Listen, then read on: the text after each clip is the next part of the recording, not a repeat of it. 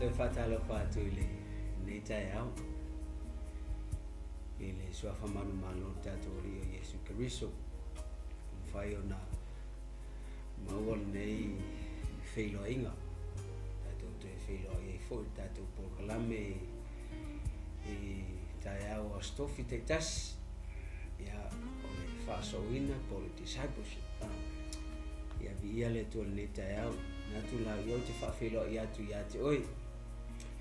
Ile suafa silsilio Yesu Keriso. Ia mai lava i maunga tele se ia pa ia mauna iti. Whawhelo i atu le tai au. Whawhelo i atu ia ona le tua. Miso se fata. Ia lava o lo tutu afi ai ia ma no manu ma alanga. Ia le tala leia le tua. Ia whawhelo i atu le tai au. Ia ma no taua. Malor fatoto, malor silsila le tu mo ngalo le nei vai tau ro tato yai fa felo ya tu te mama tu am tinama tu ulu sina fa felo ya tu le taya so fo Yesu na tu ya le tato o Lord tato fa so ya le upo le tu le taya ya le au te ina tato se talo o matou tamau le langi ia pa ia lava lo suafa ia o mai lo malo ia fai lo fina ngalo i le lano langi pe le fai le langi na no ta inga le tua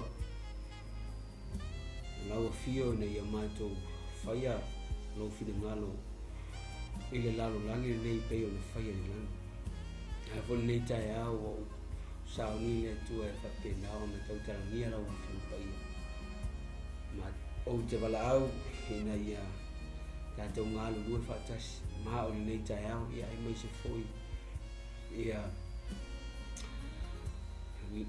na o no lo whaururu ai ia le nei o nanga le tupo nei TV ia whapena o na a ua ngalu lua whaatas i nei tai au so soan mai o ia nganga pa ia ia alu malamana la upu whaamanuia ia le a lātou whaalongolongo na talia ina lo whinangalo mātou ngālu mu whaatasi nei tai au ia whapena na e whaamanuia le tua ia fo ia te ere viinga o Yesu amene Praise the Lord. O le tai au le nei o te fia sosoani ati a te oi tu sai maritato au tu o lo ilungo o tato screen o le tau le mea moni. O tell the truth. Hallelujah. O tato tusi fai tau ia o le lua Timoteo e wha ia rona fai pumbo mua se ia whaangata mai le fai ipu e lima.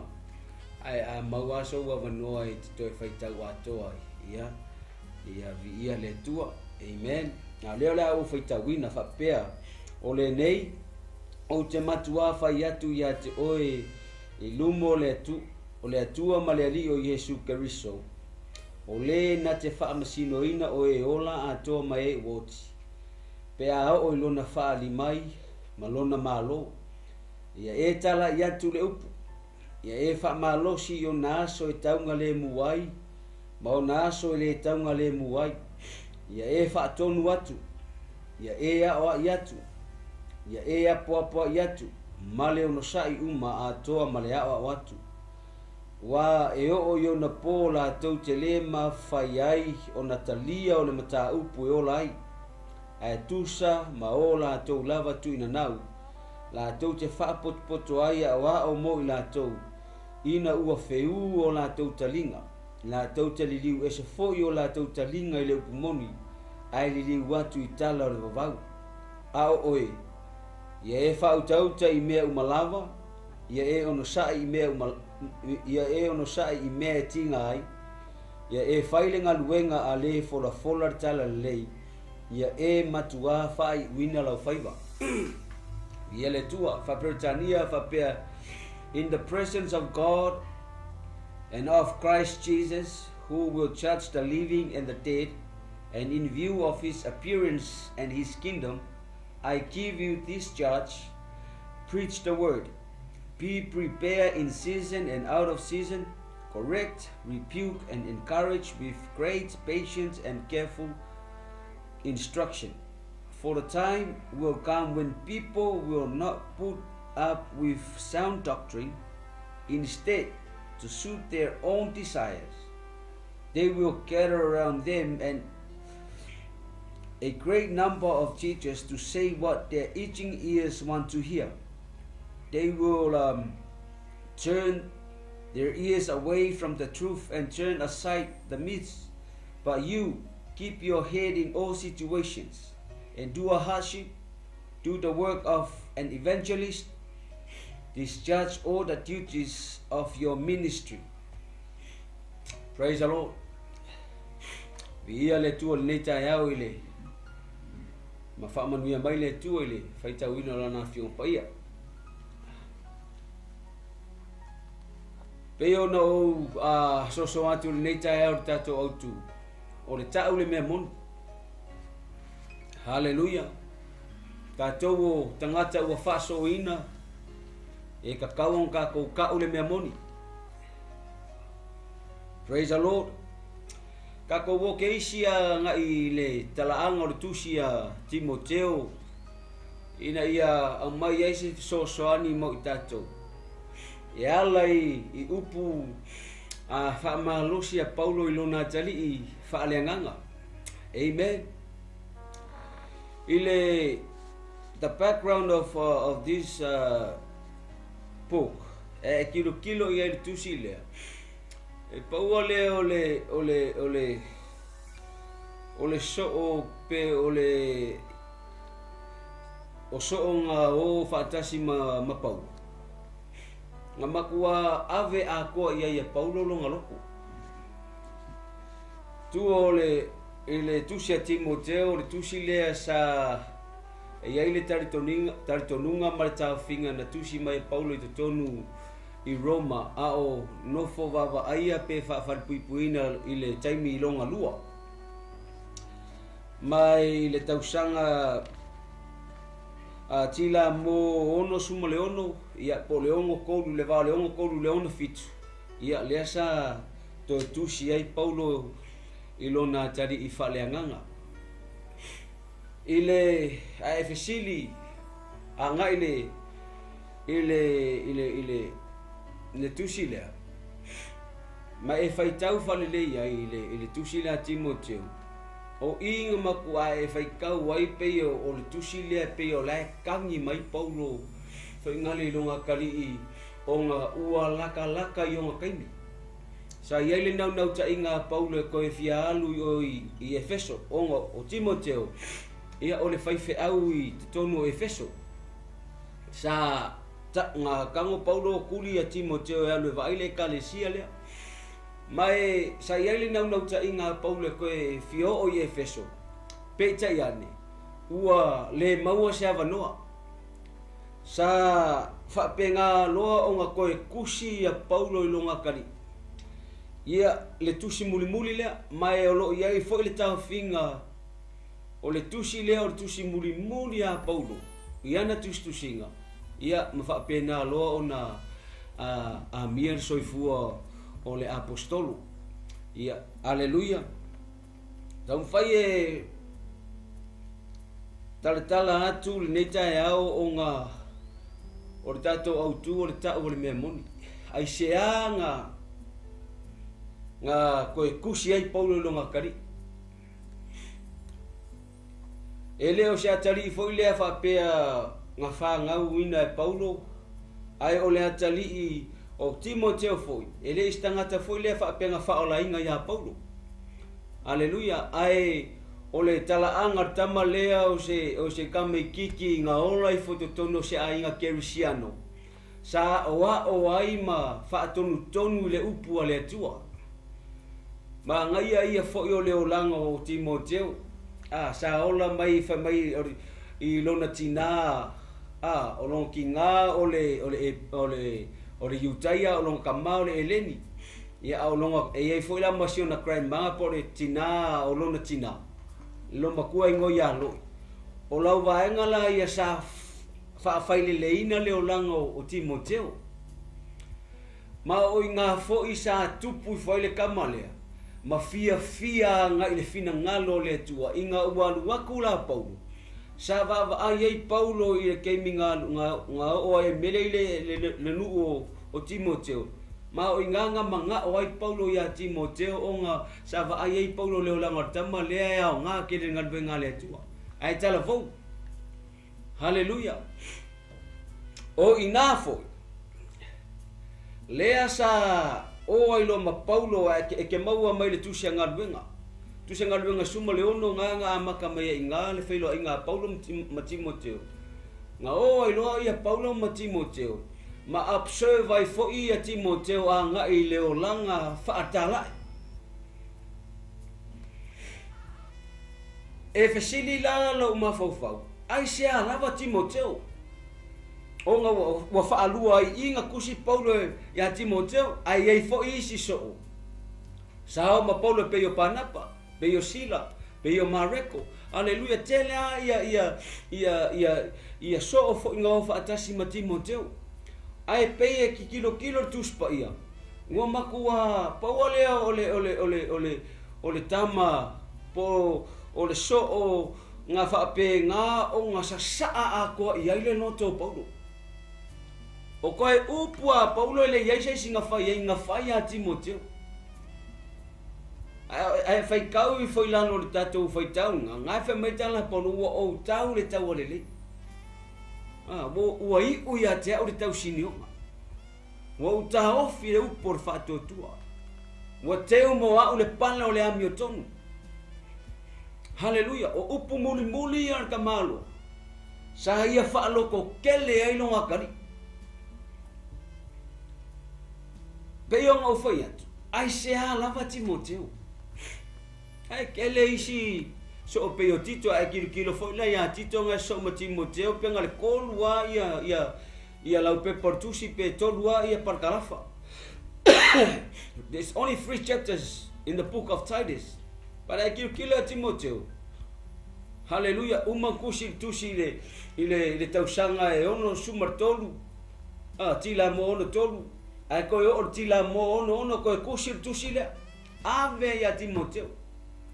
E fai loa mai ai ia tātou o se tangata sa matua faatua ina e Paulo i le ngaluenga faatalai. Haleluya. Paulo le tangata sa faapenganga sa saa ia le noto Paulo nga ave iaiti nga o Paulo ma fai loa mai ai Paulo mea umanga kupu ia ia. E ke mauana martano tusi le ka umar kama. Amen. Timoteo se tangata makua kua inga e Paulo. Ai kai miele ava no ai Paulo e alu isi e kalesia por e kalesia Korinto. Kuli e Paulo Timoteo. Nga poncha e Paulo Timoteo e alu e fai mo na sui. Nga o fo i le taiminga nga o inga i Efeso lo iele akuila ema pisila le ungali inga sa inga i Efeso. Ai sa koe kuli e fo e Paulo Timoteo e anu e va aile e kalesia le sa fai e lona Timoteo ma fai fe au le kalesia au Timoteo e tala vou la valo no soifua. Hallelujah. Ole au ngore tusi ona onga manisi o isi tali tonunga o lo fa penga onga halia e i foi to tonu ole alia e to tonu le kalesia le alanga ka mo fai ai Paulo mo fa malosia e Paulo lo natali fa aleanga Paulo natali le fa totua Timoteo. Hallelujah. Ia e fa penga e tala ile upu ia e ka ule upu. Hallelujah. Kama fai Paulo inga ia kikinga ilalo pe ia awang ia ave share le kalkongunga taritonunga fa pau male awa onga le tusa mal fina ngale ia fa penga nga langa I folunga ma ia leo kele le tale tonunga le e ala ia Yesu Kristo pole awa onga e ala le upu le tua fa malosia le Paulo lo natali ia kau le mea mongi. Hallelujah. Praise the Lord. Nela la tatu wanga ia tua ile faitau nei tai au. Famai le tala Paulo ile fai mua mai ole nei o te matua fai atu.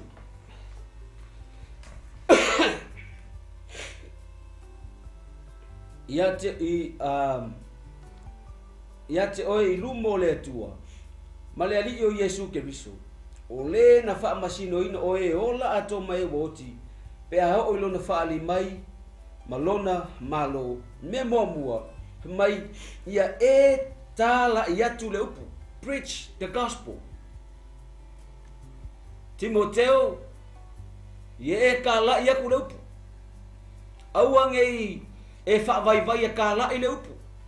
Auange e wha vai e ka ule mea mongi. Hallelujah. Ai se a o lo iai fo isi a o onga o lo fa penganga fa ofi mai makam fai fa ofi mai kongo le loko. Hallelujah. Ai e kau mafai e makua ka ule upu. Ele a o ngai ko kongo kako e kalesia fa malosi le. Tatou o e o lo fa penana fai maso o lo a momolia le finangalo le tua au e ke fa vai e ka ule upu le tua. Au ke fa vai ka ule me mongi. Au ke anga ka ule me mongi. Au ke fefe tau tala le me mongi. Praise the Lord. Aisha, ngai lo yai fo isia wa onga. O lo yai isia wa onga e ese mai fo ila wa onga le upo le tua. E fa penga nga fa se e tangata. A fa ye ke manga e fa olaina tangata. Hallelujah. Preach the word of God. Hallelujah. E iai me leionga fa malusia ia e Paulo sionga kalire. Onga o io le fai au e tala voulo no soifua. Ma ngai a fo ia ole kamole o Timoteo ole talia e Timoteo fautuanga a sione tama faleanga. Ka ua Paulo tama faleanga a Timoteo. Kalia ia kamale o Kimokeo ole o apopo inga a Paulo ia teia. Hallelujah. Tatou fo io fa pengao nga avea ma e fou kongo nga luenga le tua o lo fa pengao nga tala vo tatou soifua u fa pengao nga io e atu le tua. Hallelujah. A fau kua mai fo i tatou tamama tutua u lo le tautua le finangalo le tua. Hallelujah. Ia e kalia po Timoteo. Ia leli. Hallelujah. Pai mai ia e tala iatu. Mea longa lua fa mai. Ia e fa malosi o naso e taunga le muai. Mo ngaso e le taunga le muai. Amen. Aua mai Timoteo. Aso e kaunga le mu. Maso e le kaunga le mu. Ia e ka wale upu. Fa malosi. Amen. Aves tau nang pate vi ia le tu. Ai kilo ya Paulo. A o loka Paulo ko kongo o Roma. Ba ngai ia yortala Paulo fai longa kari faleanga. Maritala Paulo ya Timoteo.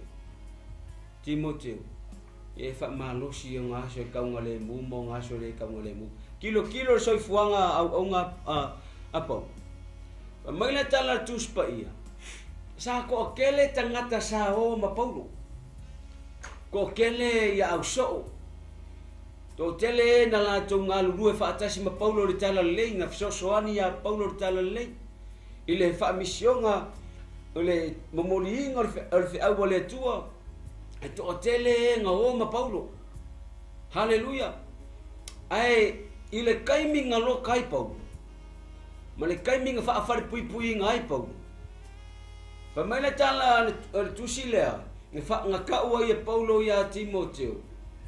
For my on his first defense, at my first defense, no one came to support me, but everyone deserted me. May not be held against them, but the Lord stood at my side and gave me strength, so that through me the message might be fully proclaimed, and all the Gentiles must hear it. And I was delivered from the lion's mouth. Wow. Makau kia yor kala le Paulo nga fai. Famale kala Paulo ya Timoteo. Pe nga fai aku. Ko kele nga o makimo ke ma Paulo. Pe ta ia. Inga ua file court case the first appearance Paulo por court case mo mua Paulo. Famale tala Paulo ya Timoteo ilanga kusi le mai. Ele ai masaisi sa fa pe nga o nga kuwa kuelango ya ke ia. O fea ya so o ia nga o o fa kasi ma Paulo e aver talale. Ai nga wo o ke me fa masinonga ska mo Paulo le ai masaisi le apostolo fa mai le ai masaisi nga kuya Paulo le ai saisi nga lango inga le mau o le talale le o lo ka fai Paulo e ka o tangata. No one help him, no one supports him.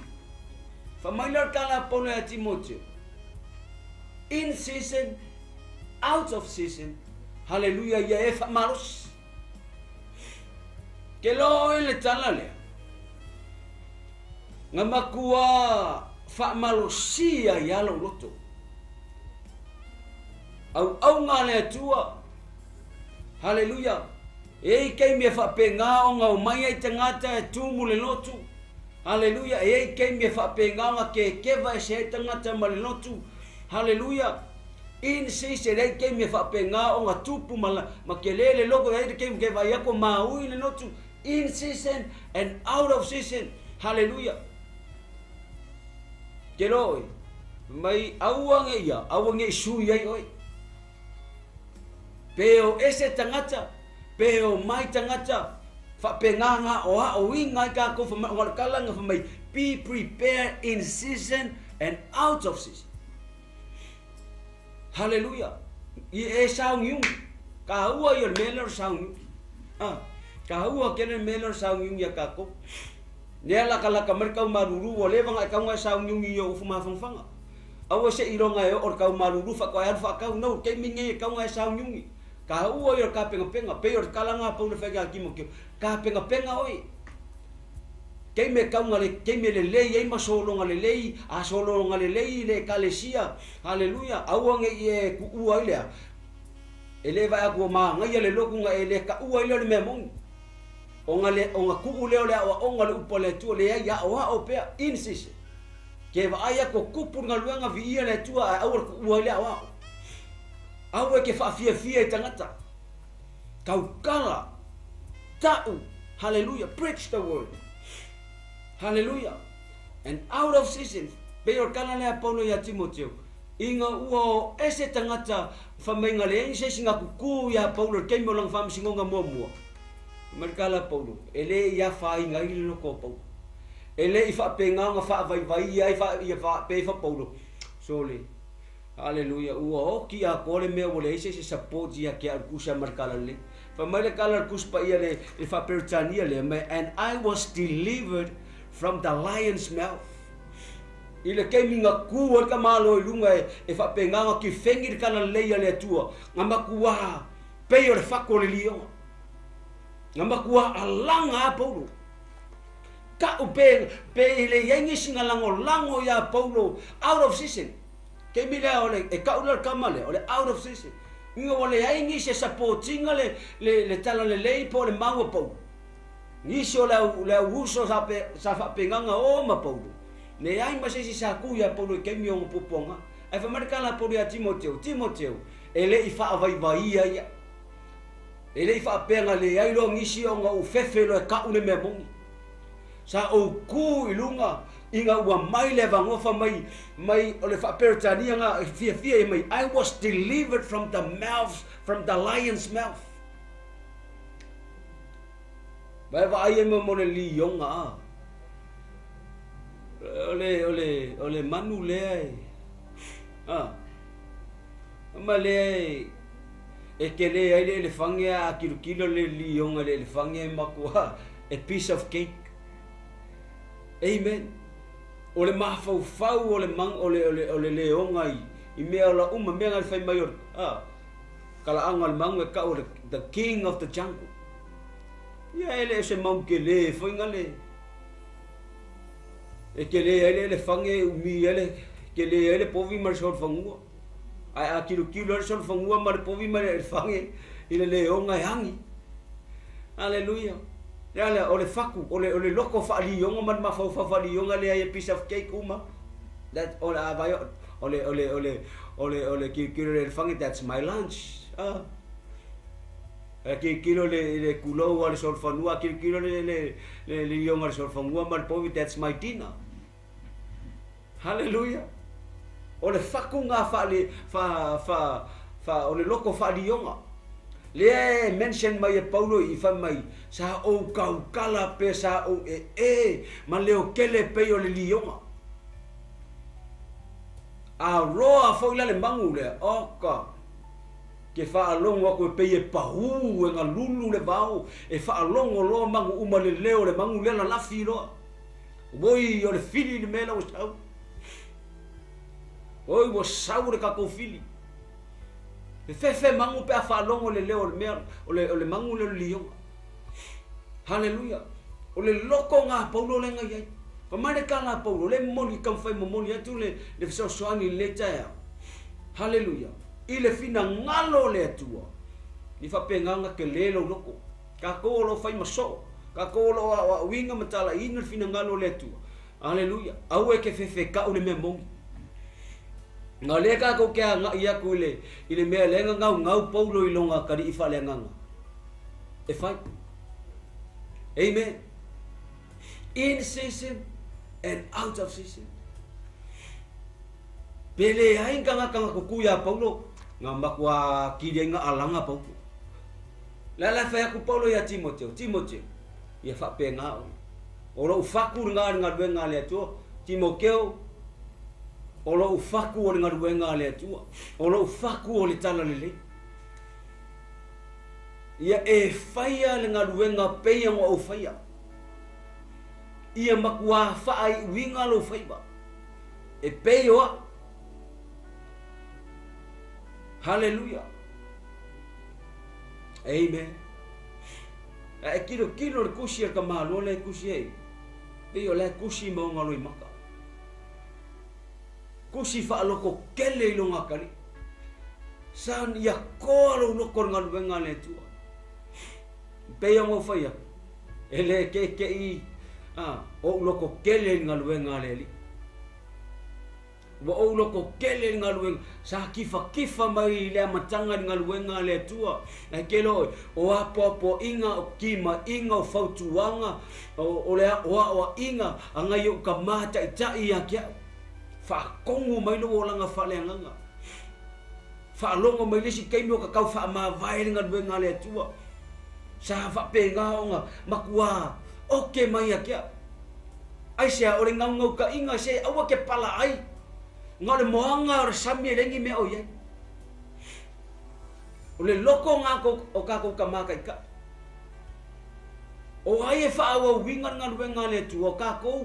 Au nga le tua o fa penga e tala vou le o langa wa hofo nga ku mo le tua o le fa loko kele le mo ka ko pe yo Paulo I lona tari I fale nga Timoteo ia e fa malo si ka o le au e ke ai ku fodingo ka ka pe e pa hu le popula mai le kalesia ya ke hallelujah ya kidi nga makua e alanga le upole hallelujah e vai ku le fia fa longo tanga ta ka upe e ke me ke la unga kuia la e vai vale kalesia faiat ke fongi alis ka amen pele fia fa longo me ke oi ala ya luar ke fongi vai kong ka kolo e o no ke me lo pole kua ama ka longo o mir ke fongi alis ya e le fia fa longo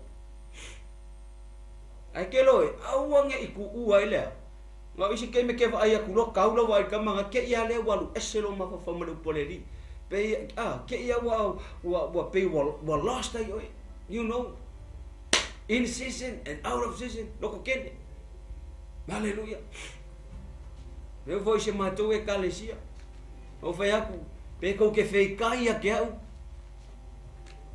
o kele musu ai mau kele pole fo e ka u ya ke ole me mongi ma le olanga ku sa me finga lo le tu ka un ka ko vola ia leli amen.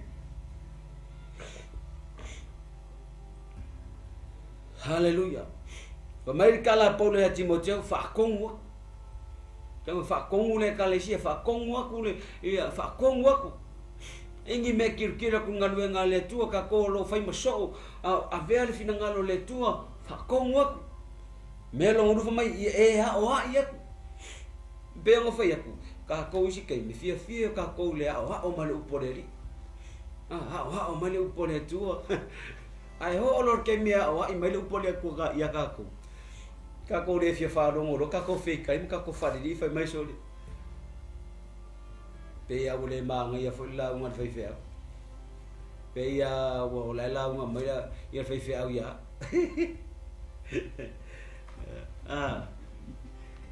Ko so le e pe e fia que le ka ko ka mo fingar da ko se me pe le vai winga melor pus va ko le winga melor pus ya me mor pus ya e fingar mga fa la ka pus ola que me midi ya kamale ela pus que que fia ya era vai que me midi ya do kamale va ele e fingar le e sawa fa pe mo le ulu ya oi man olo mai lo kingo ale e pe e olo mai lo kingo ya nga wa vai ku le pusi o pe ma kwa lo fa lo matai ya aleluia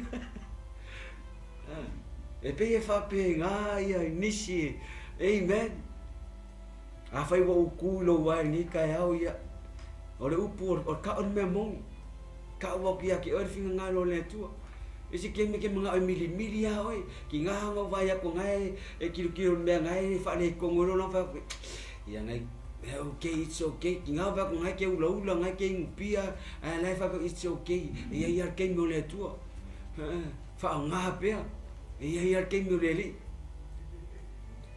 ai sira ke mi pe yo la ke ka mili fa ngali amen mili si o kan ngai ke wa mo malo si sa ku sa kala malo si sa o ke vai al ke lo me le ka o wa mai ya ke au e ke musu ka o le me mo ya a lo fa le nga ngota ka usa o ni me le ku sa le fia ye le ku amen ka usa o ye me le fia ye le tu le me lo e fano ai le olanga fa no i nai male sa fa ngai le fina le malo ka penga mo ka ko you know ke lo e ka ko lo fa maso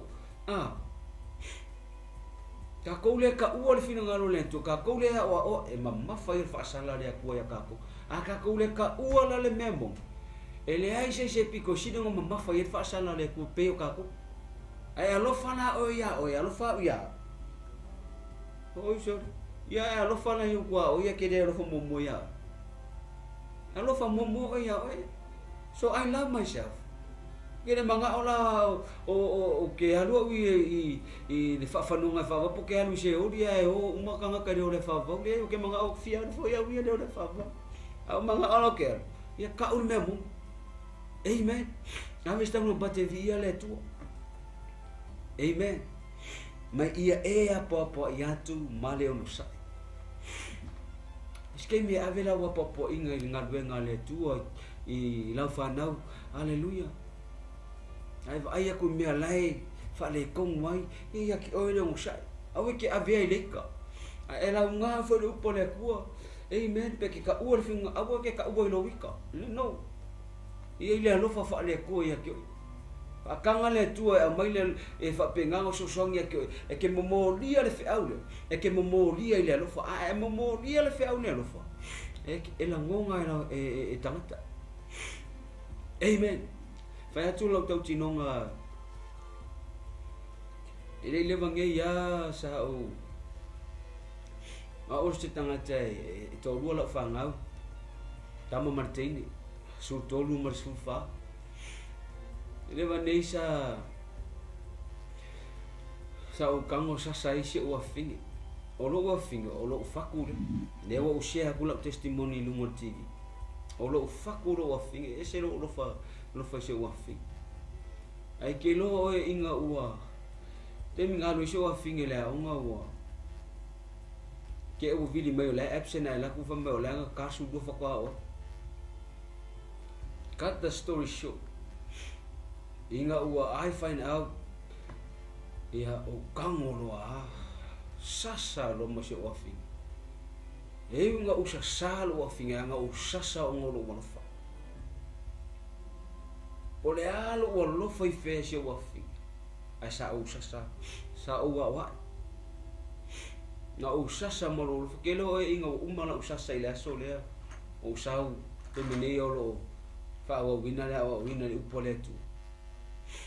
Sa o sau le ka vale o ke kangi me ko ka vale. O ngolo o lofa ile o afinga. O lo manatu, a koe foi a kurfare, le koe fia kana mo melo a finga ia. Ai nga ko uola o nga uanu le fa. The first thing sanga nga mo kala fe ko o la ko o fia o se wa finga ke ale. Le fushima, I say sorry. E nga o kala ku le botu la boy. Na ku lo fangu lungo fushia. I am sorry baby. Fa ma ngalo mai ya. You know, inga wala me se o finga le hala me a fushi lo. I love you, Dad. I love you, Dad. O inga safa pe ngau nga makua momo alo loko fo ilea ngo fa pe o ro afinge le fa pe o la fie se ke fie fo nia so le ko fie ka kala me ke. Ai ke no ngai lo ale le ye lo wa fa finge lo wa lo fa ya. E huinga o sasa ya ke. Ai sa o sasa ile lo fa. Kene sasa o ngolo wika. Anga o sasa o ngolo o fa. Eva aila o le react as o finger gaming o ngolo wa ko. Nga ia fushi yake. And she said, I love you, Dad. Kelo oe a ea o wa I a o ke mi o le o inga e ke momoli le upole kua ile lo fa. E ke avele upole tua I lo lo fa. E la ngonga le tangata. E la ngonga le tangata le mea bongi. E la ngonga le kangaka ke le o vakua I lo wika. Ai fa penga per kala po. Mai ia e a popo ia tu male o no sai. Ave male mo sai. Sa o sa ia fa inga ka o le ngaluenga ma mionga tangata ai sa momoli le upole akua. Inga ua o hai Timoteo le kalesia sa vaku ele faku ki mo ke o pe o le fatu o Paulo ya Timoteo. Nga fa ilo o le loko nga po. Nga pasi mai ume Paulo ya Timoteo. Longa faku ile ngaluenga le tua. E ui nga fa penganga ingosia. E ui nga fa pui inga o ngor kana lei, makinga inga mafasi o ngor kana lei. Kalo fa ya pau. Kelo isi ke mi au fai kau ke kang. O aku ali sia wari inga o kalangoa Paulo a. O aku kau ais ko inga. Kongi ala. Fa mare kana kuspa ia kongi au. La koso leo Paulo I kua pa. Fumai o le mangaku o la waria mo ki Paulo. Kalo fa. Kau mawhainga o le au mainga o le kala le. Sa va penganga ku kau le fefe. E kau le mea bongi. Nga va penganga makua ka e leo losko inga ile. Ile ala o ngole au mainga kau mawhainga o le tala le ya le tu. A leo e sapi ai samo. Leo fa penganga fa atala leina so tato watunu wa au mai le upone tua e fa penganga memori aku ya ke ole upule ele fai ngofie le kau au mai ngor tala leia le tua leo ka ko ngofo u fa penganga ku fa kasia ma fa hawa u ngaku ai ka ko kele kofo e peo ki nga sa kofo ai na u aposkolo leo so o Yesu ka mo fainga e nga mua I ai le kala le leye a Yesu ma o Yesu ma fa no ai le fina ngalo le tua au mai mo kako. Hallelujah. Ia e a o atu. O le ale mafua. O le fesiri ngatai oni. Ai se a Timoteo. Ai se a Paulo. Wa e fa mahalosi ai se o kari fa le nganga ya Timoteo. Ai se a lava le me lenga a o le ale a kari ai ya. Pe fa upulong ko. Fa mai le fa upulong ko. Awa e o yonga pola to tele mafai ai. Mafai ai ona talia o le mata upu o lai. Ai tu sa mo la to lava tu na nau. La to te fa poto ai awa o mo I la to ina o feu o la to talinga. La tau te liu ese foi o la tau talinga i le upumoni. Ai liu watu i tala o le babau. Ma fuanga le le fa mai kana pone aki mo ke fa penga o ka ka le me mongi. Ai sia ngai ai le kai me fa penga nga le koi fia fa longo ai tangata. E ai le kai me fa penga nga le koi fa longo di sua fo Yesu ka.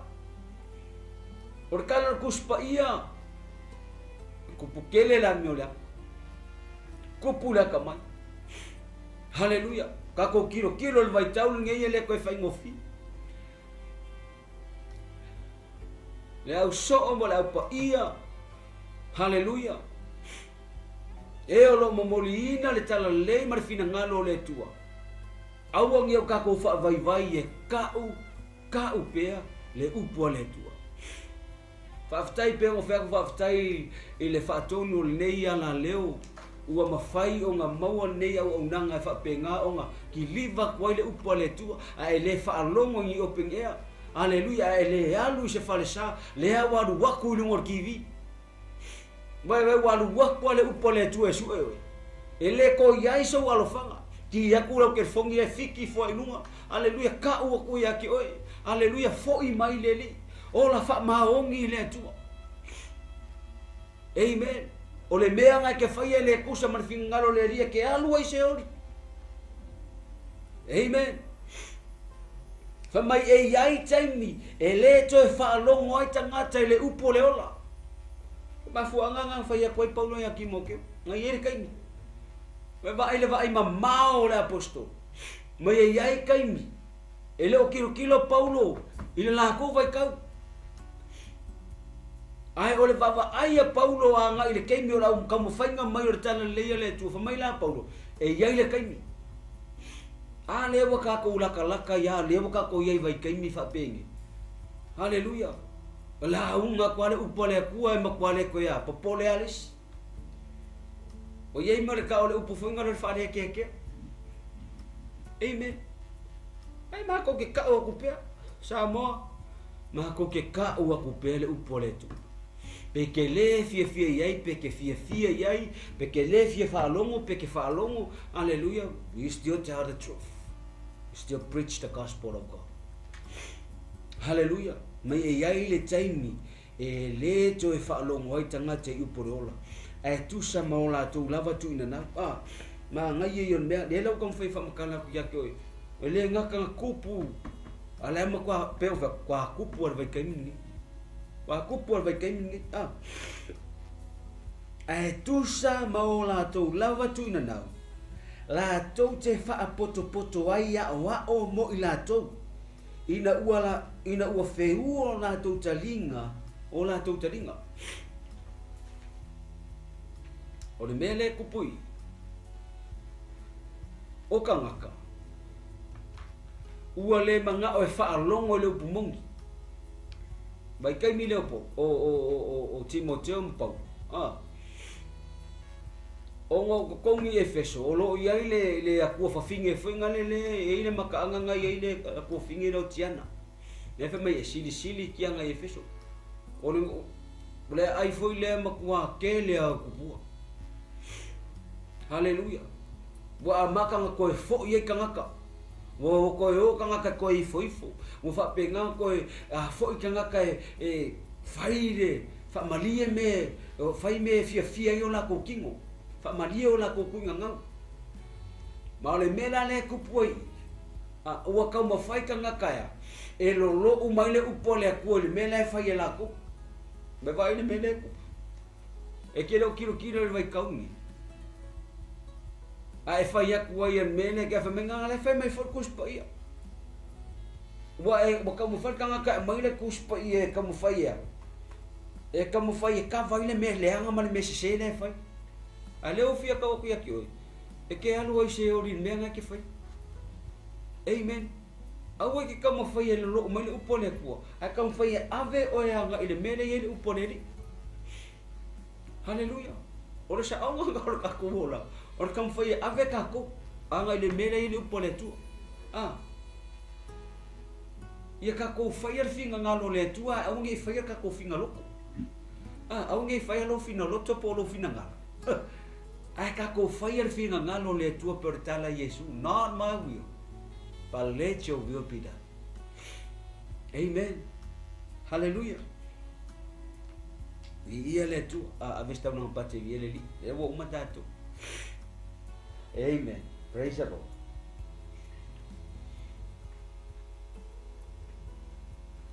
Maria ia soi fuanga le mo ia ka ko ke mingi Samoa. O makwa makaukia. Ke lo e mo tutupu to no e kalesi. Wa ka mo fai ka ba le ai kilo le ko fai ko fai ka fa le ia kwale le tala le a Paulo ya Timoteo. Fa mai la to te liu ese fo I o la to talinga ile upumoni. Fa mai ai tusa maola to lava tu ina nau. La to te fa poto poto le I was going to read in a English version. For my instead to suit their own desire, they will gather around them a great numbers of teachers to say what their itching ears want to hear. To say, hallelujah. To say what their itching ears want to hear. Ole upunga ye nga feu, ale ufa pertania itching ears, amangeso ngiru karing. Amangeso lo karinga nga ikangola ia le vidi fa pe. La le me ku pupe ku olo ku loa, ku lo lima kongolo taringa, sei tulo. Keme amangeso akang fa pe, kede ko la ngonga sembe. Alua na ka o lima ku ape. Makwa ele ko la ngonga sembe. Ai fakusa ia Paulo ia memortanga tele ko fia fa longo le upole tu. Ale lu mai feu karinga. Makua pung ia karinga. E ka wa ku upole ku me ka kaunga ola ia fa mai. E le fia fa longo pungi karinga. Le boka ko ia vai tau ngi e ke la unga kwa le upole tu a ki le nga. Na fa malo mai le. Fa malo mai tanga. A ki le nga lu tanga tai fai le me la fia fa. E ke ka ua ko le me ele fia ye le ko fa me o le la mo me fia ia mai vai mai a ki ke vai kwa la ya la fa pusha mai la I mu mai va ku ia ngai me ia vai ngai fa ngofia ngai mala a ki le ngai alu fai le ku nganga amen bo sua malia ia ke oi ke roi se so songe te o tayangi a o nga ngau no ko ku ngau e ke fi we ke ko fai aku ke fi we fa maria ku ngau fa mar ku ngau ma ngai nga fa fanga maya ngai ma ngai pa unga ngai ma ngai sa unga feed me I like that amen de ke fa mai ku ngau ya ke oh please that's enough ne kai ele maria pe fa mai ele maria I va e ke fiu e fa maria ku nganga we le mari e fai e ngase e ne ngase ku nganga amen e lo so anya pia te dai ngi nganga le upole tu fiu karinga ye ke me fo fiu karinga tangata amen ke lo me maria le kupu ko ngal we ngale to o kupu foi ko ngolo o kupu ko ngolo hallelujah o ka bo va ai e yo maka ka ngalo ruai lungo tim fa penganga nga Pese hallelujah fa longo le upole tua they experience le mana fai va vengo le tua nga lue ai la nga pa ia amen a ke va ia pai mo hola fa so como mar fa como oi ka lo fa mo fia ko kongo mo fia ki nga la ko I lo le me fa kama mar fa kengi ka lo fa amen